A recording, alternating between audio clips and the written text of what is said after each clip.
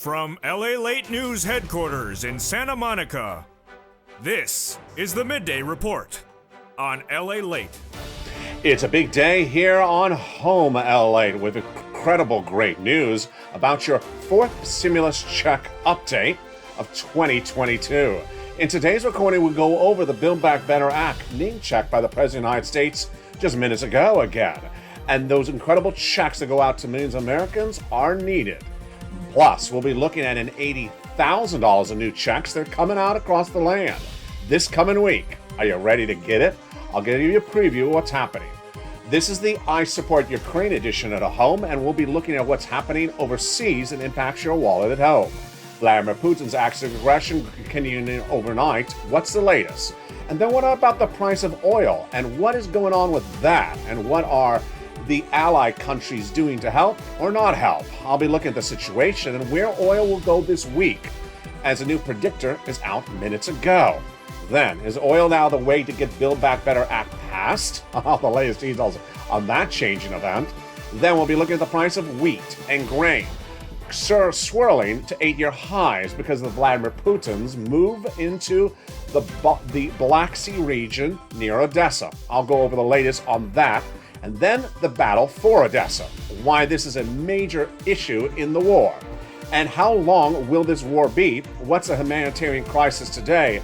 And why has it grown by the hour and by the minute? Why has Vladimir Putin refused to honor safe quarters for refugees to flee?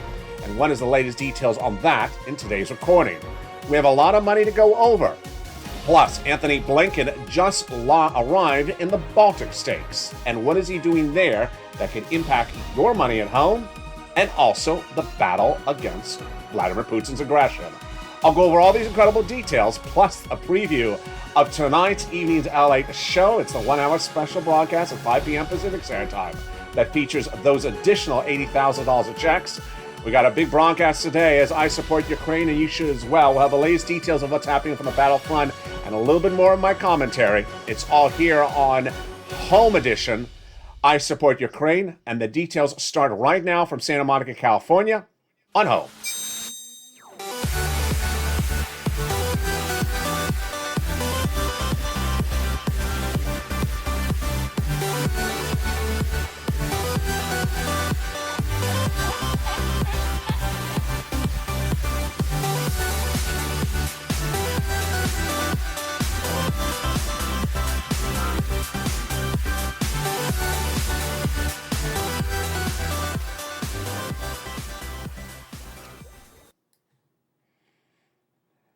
Hey, good day, everybody. I hope you're doing well. And you're watching me live from Santa Monica, California. If you're watching at 11 a.m. and if you're watching the encore performance, it's going on tonight as well. You look at the beautiful shores of Odessa. And we'll be going over what's happening overseas with Vladimir Putin's advances in Ukraine right now and what's happening in the refugee situation in Poland. But first, if you're new to the show, Home LA is a hybrid show. The first part of the recording goes over your money, and the second part goes over things at home. But it's morphed a little bit, and the show now focuses on our home as a family internationally. In the second half of this video, we'll be going over the Ukrainian crisis in more detail and how it impacts your wallet at home. Is this going to be a 1-week war, a 2-week war, or a several-year war? This is breaking news you're hearing for the first time in today's recording. But first, let's start with the Build Back Better Act. The fourth stimulus recon got incredible lifts overnight. Yes, this is exciting.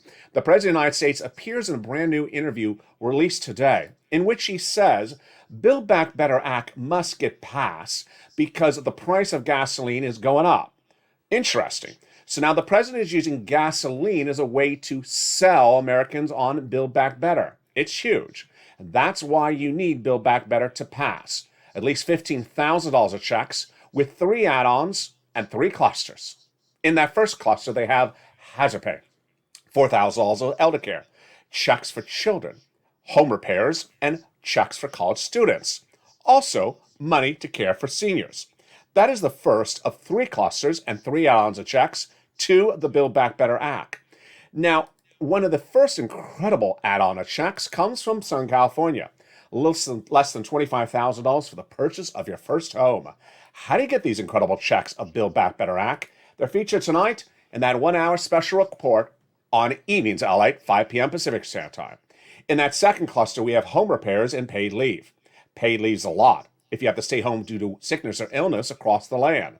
Upwards of $4,000 to $6,000 a year. Incredible. And then those home repairs are to weatherize your home. The second add-on of checks comes from Bob Casey. That is a campaign promise from Joe Biden. Just a little bit less than $250 billion of free home health care for seniors and people on disabilities. In that third cluster of checks, we have the incredible seniors and free internet. Free internet for all, checks, farmers checks, independent contractors checks, and senior checks. 2 on the House, 3 on the Senate. Medicaid gap fix, hearing checks, vision checks, and dental checks. Now, when we're talking about adding checks as incredible recon, guess what checks they vow to add as well? MSC. MSC is a body of checks that will be added to the recon on top of the existing $15,000 to $60,000 of checks. The eligibility would be the same as a third stimulus check. That means if you got a third, you get a fourth. Let's recap. Single individuals, $75,000 less, you get it. Married couple, $150,000 less, you get it, double it. Family of 4, quadruple it. And if you're on benefits, SSI, SSDI, Social Security, or railroad benefits, you get it as well. It's not income, it's not taxable, and it's offered on a nationwide basis. So how much is it? $2,000 the first month, $1,000 thereafter for up to 6 months.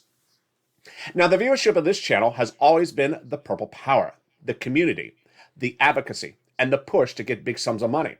And when there's money available, we get it. Day one of this channel, I went live with the EIDL grant, EIDL loan, and the PUA, showing millions of Americans how to get big sums of money. And they got it. Well, the great news is that another pot of money is going live, and you can get it as well. What is it? A new fund goes live this coming week for $80,000 stimulus checks from billions of Americans.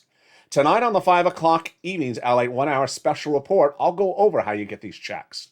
This is an average payout of $15,000 to $80,000 of checks to you. It brings us a complete circle back to day one of this channel. Why? Because you got to use your fingers. You got to open a website. You got to open the phone. You got to get a pen and paper and make the call to get these checks. This ain't a $1,400 check, folks. This is $80,000 a household.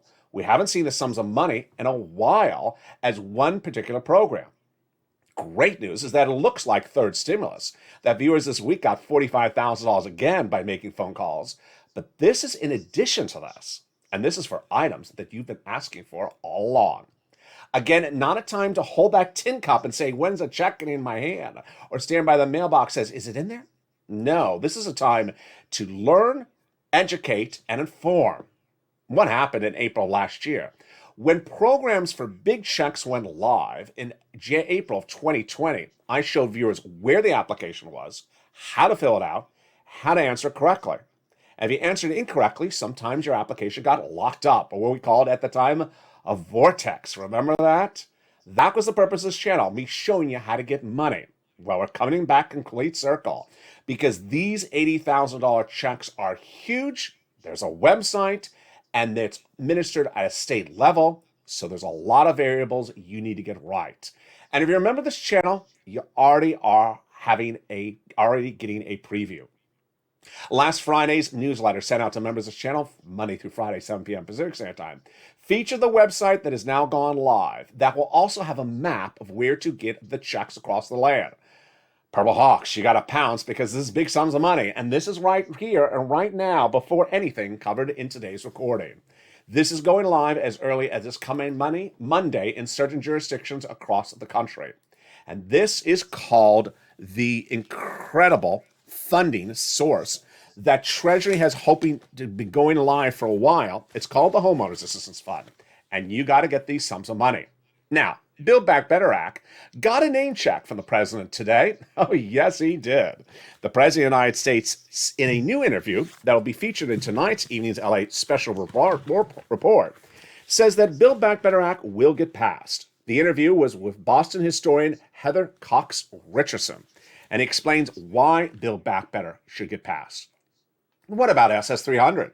SS300 also has a big update tonight in that 1-hour special broadcast. Because according to a new Dow Jones report released today, The inflationary number for January 2020, which is just a few days away to being released, may track at about 7.5% inflationary rate. Let's recap. Last year, I said that inflation would go to about 8% in December. And I was right because it came at 7.5%. Then I said January may track at about 8% as well. The new report out today suggests it may come in at 7.5%. This is why Joe Biden needs to make the phone call and swap out COLA for inflation. That would raise your benefits up $200 a month right now. Meantime, we'll have a preview of what Jay Powell's going to do in the next few days to bring down inflation. And will that impact your SS300? It's tonight on that evening's Lalate special report. 5 p.m. Pacific Standard Time, 8 o'clock Eastern Standard Time. What about CR for stimulus? Right around the corner, folks. Very exciting. The opportunity to get a $2,000 stimulus check out of $1.5 trillion of discretionary funding approved. House and Senate, Republicans and Democrats have approved $1.5 trillion of discretionary funding to be allocated in a continuing resolution mid-March, and this could give you a $2,000 stimulus check. So you need to advocate for its inclusion because guess what? The money's there and the deadline is right in front of us. It's huge. CR for Stimulus 2.0 and 3.0. What's the update on those? Those are merging in the Senate, but no inherent deadline at the moment. The House passed by Pete Aguilar, the Senate led by Republican Todd Young, merging on the Senate to give more relief to the millions of Americans. And you need that relief because a new report out today suggests, are you ready for this one? The price of gasoline could go nationwide on average to $4 a gallon next week. Wow. A new report to be detailed tonight on Evening's LA 1 hour special report shows that gasoline prices are going higher, and this should not be a surprise to viewers of this channel. How does gasoline get impacted by the Ukrainian crisis, and why is gasoline going higher so quickly? I'll explain that in just a second, but first the data today is surprising. A new report out from AAA suggests the national price of gasoline could go to $4 a gallon for unleaded next week. Where is it right now? At the time of this broadcast, if you're watching it live at 11:30 Pacific Standard Time, Sunday, March 6th, it's currently tracking on a nationwide basis at an average of $3.83 a gallon for unleaded as of Friday data. That was up 11 cents from Thursday and up 26 cents from the week before. But John Kilduff, a partner of Again Capital, says it may track to $4 a gallon next week. He says there's still room to grind higher and will continue to price in the loss of Russian crude oil. But how much Russian crude oil has been lost, and could more Russian crude be lost across the board? All that coming up in the second half of this video.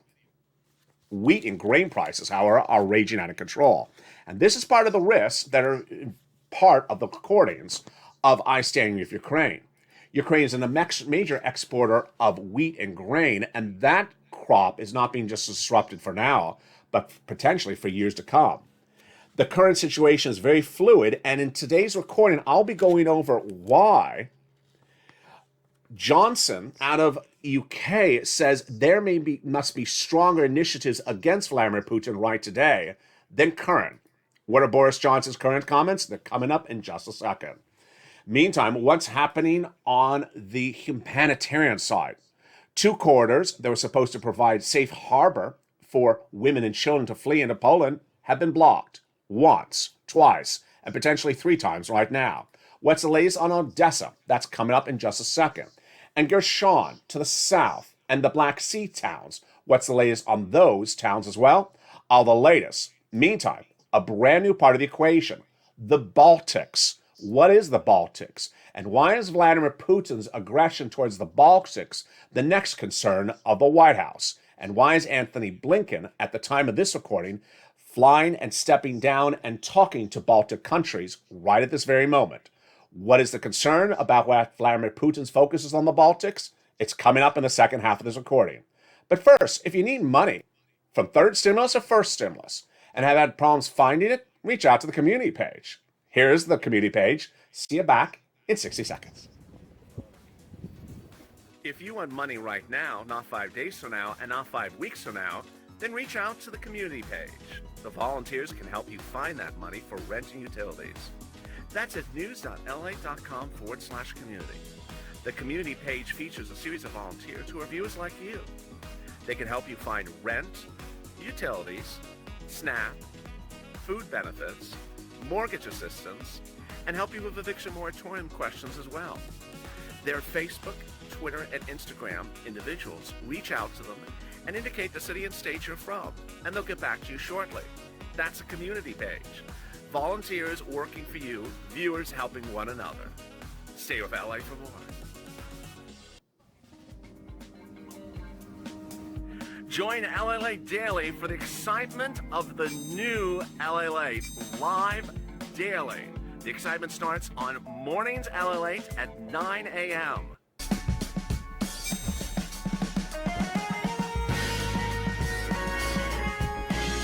Home Lalate returns at 11 a.m. daily.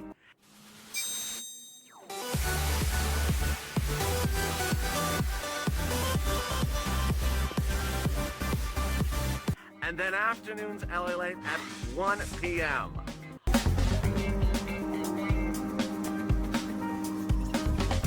Join us daily as the excitement continues live from Santa Monica on Lalate. And good afternoon, everybody. The continuation is unfolding as Russia's advances in Ukraine continue by the minute. All the latest details of what's happening overseas, but tell also how it impacts your wallet at home. Oil and gas prices surging overnight, and also grain. But all this been considered by the White House or not? All the analysis and economic analysis unfolding right at the very moment. You're not going to hear this anywhere across the land. Meantime, why is the Baltics the next concern for the White House? And what is Antony Blinken doing about this and not doing about it? The latest analysis on that, plus the humanitarian crisis overseas. And I'll be jumping in the live chat and interacting with you. So get ready with your comments across the board. You're watching L8, and join me tonight for that evening special report at 5 p.m. Pacific Standard Time, 7 p.m. Central Time, and 8 o'clock Eastern Standard Time. The most watched financial news show in prime time that'll cover your money and, of course, its impact on the Ukrainian invasion. And with that, let's go into the big second half. When you look at Russia's aggression against Ukraine, it's not something that should have been thought about yesterday. Back in October, I first detailed on this channel that there was 100,000 Russian troops at the Ukrainian border. And this could be the major economic story of 2022. Not only a political and also human rights issue. So what did the White House do in October of 2021 to prepare for potential Russian invasion economically? That's the big question on today's recording. What did the White House do to prepare? The way you would prepare is you would have Treasury under Janet Yellen dispatch individual departments to see which industries in the United States could be disrupted if Russia invades Ukraine in 2022. So was that analysis done? As to oil, yes. This last week, we learned from the Deputy Treasury Secretary that Joseph Biden gave Janet Yellen an order to see whether oil would be disrupted in the United States if Vladimir Putin invaded Ukraine. Okay, good for that. He also gave other instructions to say, I want to figure out what we could do as a team to sanction Russia without creating economic casualties to our U.S. economy. Also good. But did the White House look beyond oil? Did the White House look beyond sanctions? Did the White House look to other economic industries that could be impaired negatively, directly in the United States via Vladimir Putin invasion, or indirectly because it would be impaired in another country we do business with, like in Italy or France? The analysis and the answer is going to surprise you. No. In a new interview with Reuters, the White House was asked whether it had considered the input on the grain and wheat industry from the Vladimir Putin invasion of Ukraine as of the time of this week, not as the time of October. And the answer was we have not considered that situation. This is troubling. This is troubling. Why? Let's go over the economic analysis and how it impacts your wallet. The U.S. economy is dependent upon the stability of our prices here at home. Not just oil and gas, folks. It's also bread, milk, eggs, and bacon. Everything has to be relatively stable. What can cause something to go stable? A shortage. Doesn't mean our shortage. It could be a shortage overseas, even from a country we don't import from. Here's the example. Wheat. Americans grow wheat. We have a lot of wheat. We have a lot of farmland.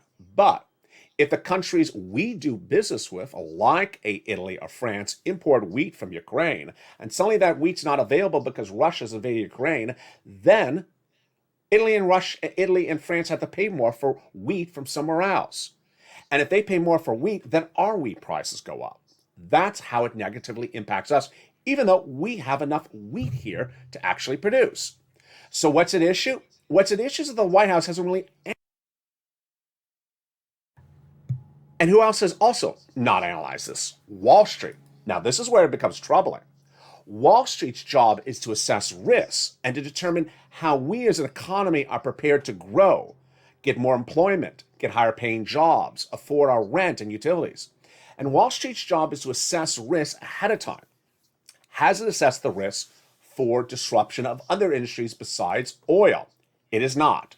A new report suggests that Wall Street has not even embedded any potential risks, let alone a potential recession caused by a shortage of other industries because of Vladimir Putin's invasion.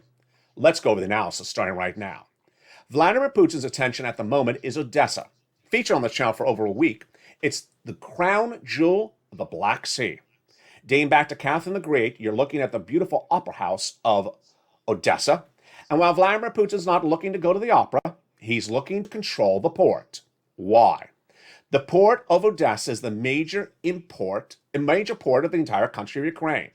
But it's a little bit more than that. If you control Odessa, then the industries that come out of Ukraine and transport products like wheat to neighboring countries cannot be sent out. That would cripple not just the Ukrainian economy, but also negatively impact price of goods in countries that we do business with, like, for example, in Italy. This is not strategically a war battleground position. It's a way to economically control Ukraine and economically hurt other countries we do business with. And yes, the net result is we would be economically hurt. Surprising? No. Available as a potential permutation to now analyze back in October? Yes. Did the White House analyze that situation back in October? No. In a new report, the White House was asked, did you look at the situation back in October? Did you look at it now? And the White House has said, no, we haven't looked at the situation. Well, if they aren't looking at the situation, then the question is, what is the way to pivot? Are we ready to pivot if the situation gets worse? And how worse can it get? Here's what's at issue when you're looking at something like wheat or grain. It's a little bit more complicated. What's going on right today when you talk about gas prices, and why is it a little bit more complicated than wheat? Gasoline is very simple. You pump it, you store it, you ship it. It's literally that straightforward. You pump it, you store it, you ship it. Now, when you receive the gasoline, you receive it a few weeks later. It's not like your chips you receive overnight in 2-day express mail. It takes a few weeks. But that is how it works. The current gasoline being shipped and delivered was bought before the Russian invasion. So the first thing you need to know is that the true impact of the Russian invasion on gasoline will not be felt until late March. This is oil bought before the Russian invasion. Number two, Russian oil only accounts for 5% of the oil imported to the United States. Let's make it very clear. So we as an economy are not dependent upon Russian oil. Blinken, throughout a series of interviews today, yesterday, and potentially tomorrow, have been talking about banning Russian oil in the U.S. Good. Doesn't affect us at home because we don't consume much Russian oil, less than 5%. So why is this being talked about? It's being talked about for reasons that are really not economically grounded. The price of gasoline in the United States is going up because there's less oil available globally. There's less oil available globally because Russia is not exporting to our partner countries, then our gasoline goes up. How do we get our gasoline lower? We produce more oil here, or we get other oil released. Let's go back. Oil's in the ground. After you pump it, you store it. But you can only store a certain amount of oil. And if you are full capacity of storage, then you can't pump anymore. So what are the two options? Release the oil that's in storage and then pump more, or just release the oil that's in storage. Neither of those options have been pursued by the White House. Let's go over the analysis. Number one, the White House has the opportunity to have West Texas release some of its stored oil. Hasn't done it. The White House has the opportunity to have West Texas pump more oil. Hasn't done it. The White House has the opportunity to reach out to West Texas and coordinate a release of oil, pump more oil, or coordinate a whole job on how to bring more oil to the marketplace in the United States. White House hasn't done it. The White House says we're open to the situation, we're open to suggestions, we're open to thoughts, but the White House has done literally zero on releasing more oil or increasing production in the United States. Now, we are into week 2 of this crisis. The question is, where does the analysis change and when does the pivot happen? Let's be frank here. We all look at things in a different light, but when people don't answer the question or they give you an answer that's not responsive to the question, you start to put up a red flag. This last week, the Treasury Secretary's undersecretary was asked, have you reached out to West Texas to produce more oil? No. They're asking, we hear from the White House about producing more oil. Have you reached out to them? No. Why not? No response. And then Blinken today saying, we're looking to ban Russian oil. That doesn't solve the situation here. We only use 5% of oil. Only 5% of our oil is from Russia. The question is, why aren't we ramping up production of our oil to bring down the national average? The national average, what are you, if you're in the live chat right now, tell me what you're paying for unleaded in your city this week and how much has it gone up? California's about $5 a gallon, and many gas stations are at $6 a gallon. The nationwide average is $3.83, and that's 26 cents than a week before, but many think it's going to go to $4 next week. That would mean it would have gone up 50 cents in less than 7 days. Now, that's the first number. The second number is what's coming out of England. A series of new reports, including Boris Johnson's comments today, suggest that the Ukraine invasion may not be a 1-week event, or a 2-week event, or a 1-month event. This may be a war that goes on for years to come. And if war goes on for years to come, where is the pivot? Here's the issue. We have 2 things that the White House needs to do today, not yesterday. Actually, need to do it yesterday. Doesn't need to do it tomorrow. Need to do it a week ago. First, the White House needs to release more oil in the United States. Needs to pump more oil and release that at West Texas. That'll bring down our price of gasoline in the United States. Very simple. West Texas are Americans for Americans. They want to release more oil. They want to pump more oil. That'll bring down the price of gasoline in the United States, and that is great news. White House needs to get a coordinated effort by Treasury, should actually have an entire Treasury Department dedicated to the subject matter right now. If I was president, I would have had an entire Treasury Department set up just to task the issue of oil and to task the issue of ramping up production domestically across the board. I would come up with guidelines as to how much oil is produced, when it's produced, and how that number can be tracked. Now understand, this is a mathematical calculation. You release more oil, you bring it down.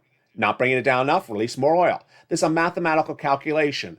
And as government officials, they're paid to do that. They're like financial analysts on Wall Street. Their jobs are to run numbers. And the Treasury should have an entire task force dedicated to going over how to calculate bringing down the price of gasoline by ramping up West Texas. Meantime, the White House should have its team going to West Texas and agreeing upon ramping up that production. That's number one. Number 2, the White House needs to rely on its allies and lean on its allies economically. What's at issue? This is where we talk about international production of oil. America is not sending oil to Italy, too far. America's not sending oil to the other side of the globe too far. Those countries that we do business with are dependent upon oil on Russia. Now that Russia is not part of the equation, they need to get oil from somewhere else. Where do they get the oils from somewhere else? Countries that we do business with. But the problem is that the OPEC plus countries, which is a consortium of countries that includes United Arab Emirates, said they're not ramping up production. Let's go over the details. United Arab Emirates has gasoline stored, can release that gasoline, and then increase production. Because remember, you can't store indefinitely. You only have so much storage facility. The White House should have an entire diplomatic team already dispatched to get our partner countries to release more oil internationally to our other countries that have traditionally been dependent upon Russian oil so that they can pivot and now get it from our partner countries. But when you hear countries like OPEC Plus having meetings last week and refusing to have press attendant, refusing to answer questions from press, and refusing to answer why has it not ramped up production, you have to suspect something's going wrong here. Again, this is something that was an inherent problem that anyone would have seen back in October. Russia potentially invade Ukraine. Okay. If that happens in 2022, then what happens to our countries that we do business with, like Italy, that need Russian oil? Where are they going to get it from? We'll deal with it when it happens. No. The situation's happening right now. And now that we're in the second week of this situation, where in the White House's Secretary of State team have they dispatched diplomatic envoys to our partner countries to say, start pivoting and giving more oil to our partner countries, taking it out of storage, pump, and release? There's both military strategic alliances, humanitarian strategic alliances, and economic strategic alliances. If you've been with this channel over the last 6 months, you remember what happened in mid-2021. It was one of the biggest achievements of Joe Biden's presidency, and it was something I've never seen ever happen so quickly.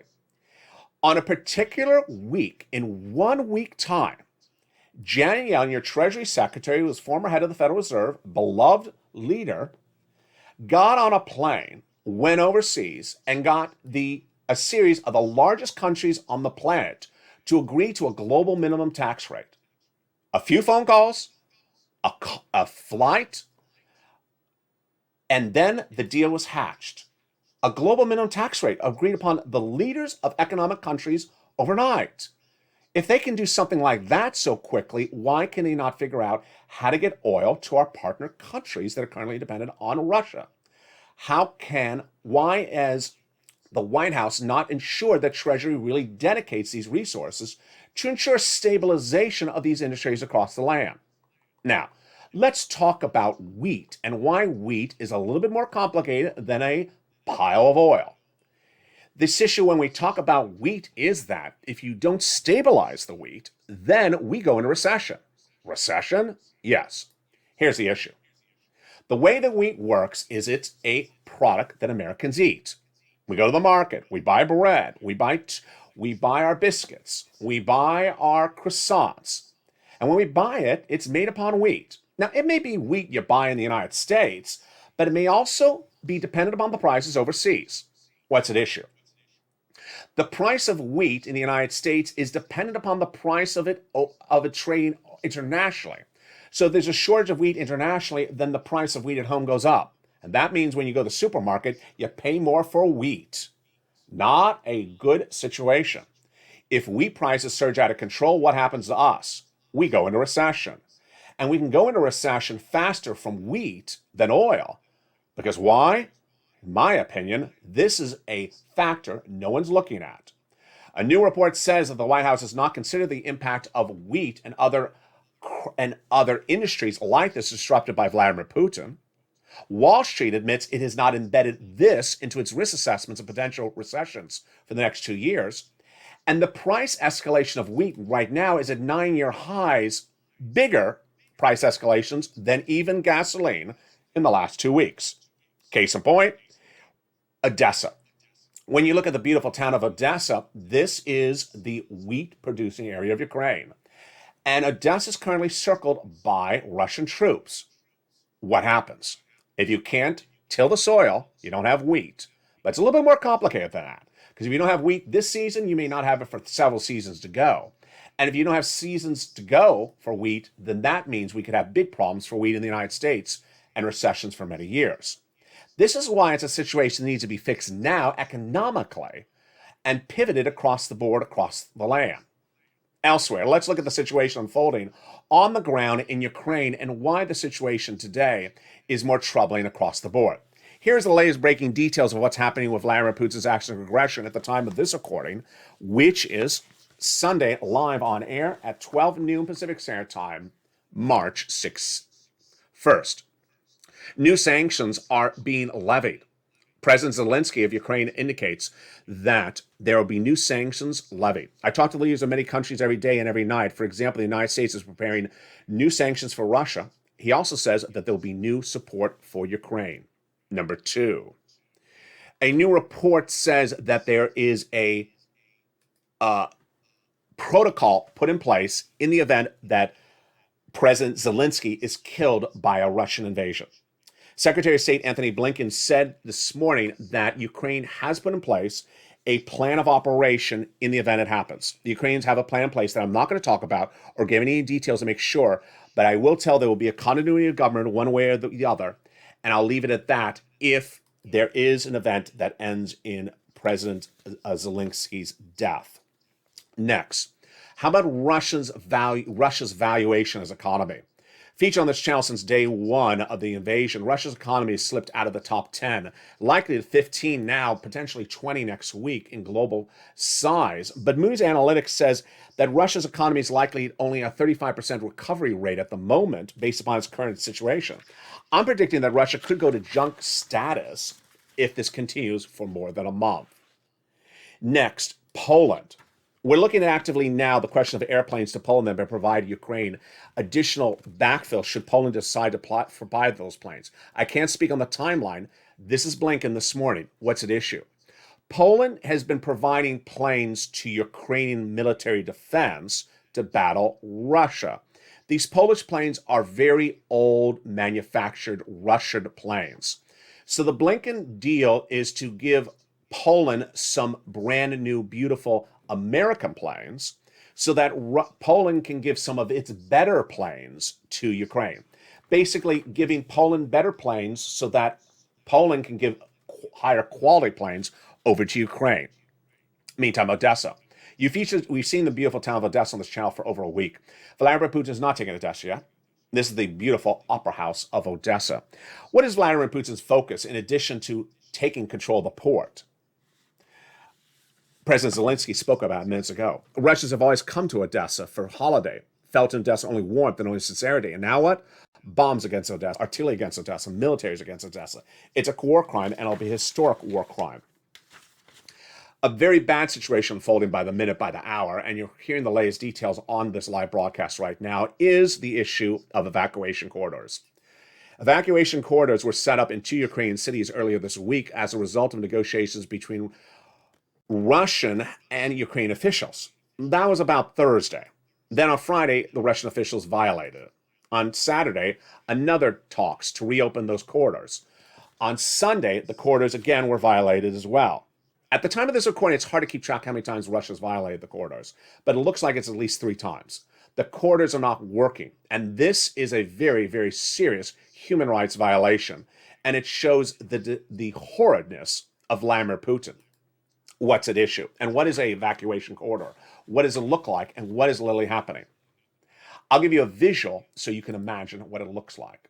You're told by your local city that a ceasefire will be happening for 5 hours on a particular day, and you can go to the highway and walk it to the next town, and there will be nothing around, and you will be safe. Get your mom, your daughter, and your grandma, get your belongings, and get into that highway during these hours and walk for it, and you will be safe. The message is sent out by the local city council. It's posted on their Facebook and Twitter and Instagram account.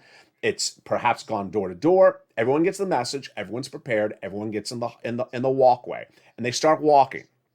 Understand, these are major cities. These aren't necessarily deserted towns. These are major cities with major roadways. So everyone's in the walkway starting to walk. And then you walk, and then you see it. Cluster bombing. Military Russian troops blocking the road. And you think, what's going on here? We heard that this was a safe harbor corridor. This is what happened in the city of Mariupol, and it's one of two cities that Russia has violated the agreement that it made this week. At the time of this recording, potentially 3 times. I'm losing track how many times it's violated the agreement. So what happens? You have to run back into your home and take shelter because now you're concerned you're going to die. And now footage in the appearing on broadcast media in the last 5 minutes at the time of this recording, I'm not showing it here for obvious reasons, shows people dying in the corridor. These are women and children. These are not armed civilians. These are women and children fleeing for Poland in a safe harbor corridor set up during negotiations between Russian and Ukrainian officials, not once but 3 times, told they would be safe going there and being killed.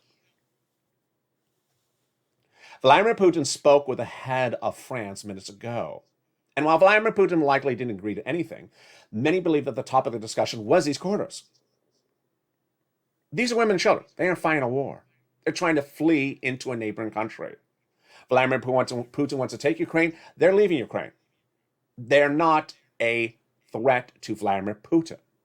So Macron, during that conversation with Putin, is believed to have said, let the people flee, honor the corridor or corridors.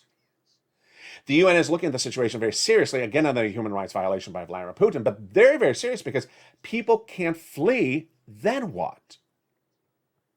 In my opinion, this may be the major single issue, largest single issue, that could get NATO and the UN involved in the next 24 hours. If you can't get people, women and children, to safely get into Poland, and their safe exit cannot be guaranteed, and even they are in harm's way, then what are we doing as a globe? Here's my personal opinion tonight. When we look at the whole situation unfolding in Russia and Ukraine, we understand what the United States does want to do and doesn't want to do. And we understand a series of new comments from Boris Johnson out of England, that Boris Johnson says that the Western allies are not particularly strong as they need to be doing. Boris Johnson, new report out today, an essay he published today, written by him out of England, the head of England, Putin's acts of aggression, says that we need to do more as allies. He says we need a mobile international human rights coalition, do more to help Ukraine defend itself, maximize economic pressure on the Putin regime, prevent any normalization of Putin's actions in Ukraine, be open to de-escalation diplomacy, and strengthen Euro-Atlantic security. My opinion tonight is that the White House has often looked at the situation in sort of peripheral situations, but sometimes not in detailed situations. Today, at the time of this live broadcast, Anthony Blinken, Secretary of State to Joe Biden, has landed in the Baltic states. Why? Because the Baltic states neighbor Russia. And this is a concern that Russia may try to act elements of aggression against the Baltic states. Perfect. He's trying to reassure alliances and make sure that everyone feels safe and secure. He's Secretary of State. That's his job. Great. But when we talk about the economy, what's Janet Yellen's team doing? Janet Yellen's team got a global minimum tax rate in 2 weeks. Is Janet Yellen's team doing anything about the oil situation at home, internationally, with partner countries like United Arab Emirates, like the OPEC plus countries that won't release more gasoline? What are they doing? What are they doing with wheat and grain and other industries that we may be dependent upon destabilization of our economy? What are they doing with that? Now, understand that Treasury has lifetime employees whose jobs are to run numbers. That's their job. They come to the office, they run numbers, and they do calculations. This goes up 10 cents, that goes down 10 cents. So how can we move the number? That's their job. Give them a task, they do the job. This is something that has to be done now. And then when you have a plan, you say, oh, we have an issue. Then you come in diplomacy. Then you have the team and the leadership of the White House say, okay, we're going to reach out to these partner countries to stabilize these industries. Blinken's doing a great job. Biden's doing a great job with the partner countries for NATO alliances and strategic issues. But what about the economic issues? Americans know simple things. They know you produce more gasoline, it goes down. They know that West Texas is not producing more gasoline. They know we don't only import 5% of gasoline from Russia. They know that when you say ban Russian oil, that we only consume 5% of Russian oil.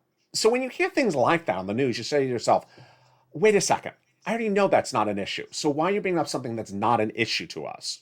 Banning Russian oil in the U.S. economy, that's only 5% of our economy. That's not going to bring down the price of oil.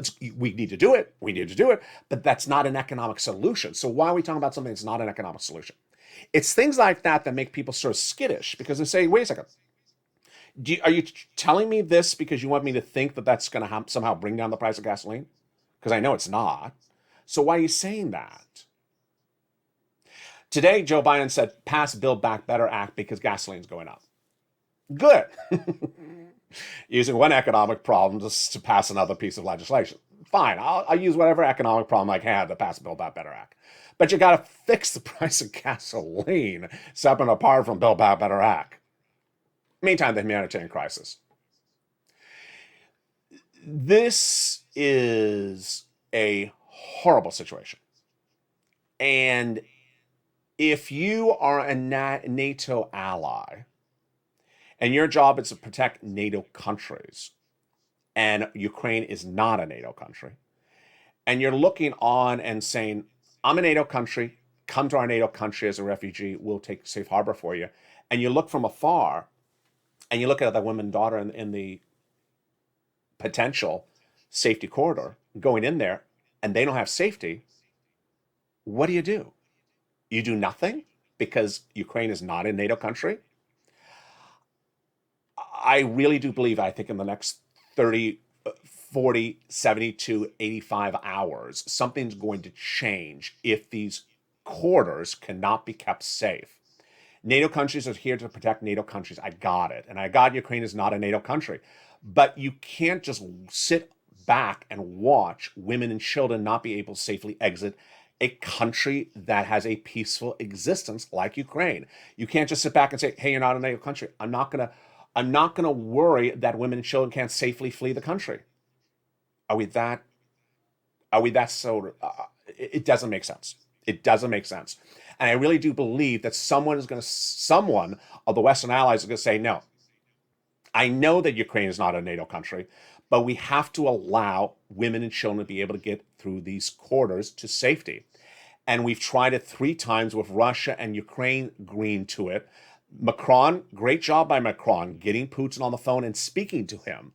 But if Macron, the head of the president of France, can't get Putin to do it, and Angela Merkel, she can't get Putin to do it, who's going to get Putin to agree to get these corridors safe? And if we can't get the corridors safe, then how do we let people get out safely? It's a very fluid situation. Let me jump in the live chat and see what your comments are across the board right now. Alberta says, agree. Anne says, L8's on point. Charlotte says, hello, Purple Power community. And I stand here for Ukraine, says Anne. So do we know what the verdict is? We don't, because we've had 3, and that comment came in from, I lost it, I think it was La Costa. We don't, because we've had 3 violations of the safe corridor in less than 24 hours.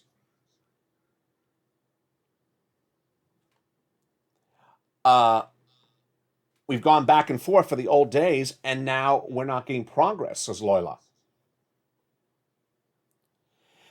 Kimberly says the government has a golden rule game, and they seem to make all the rules. That's one of the comments that came in today from broadcast media was Russia says things and doesn't stand by it.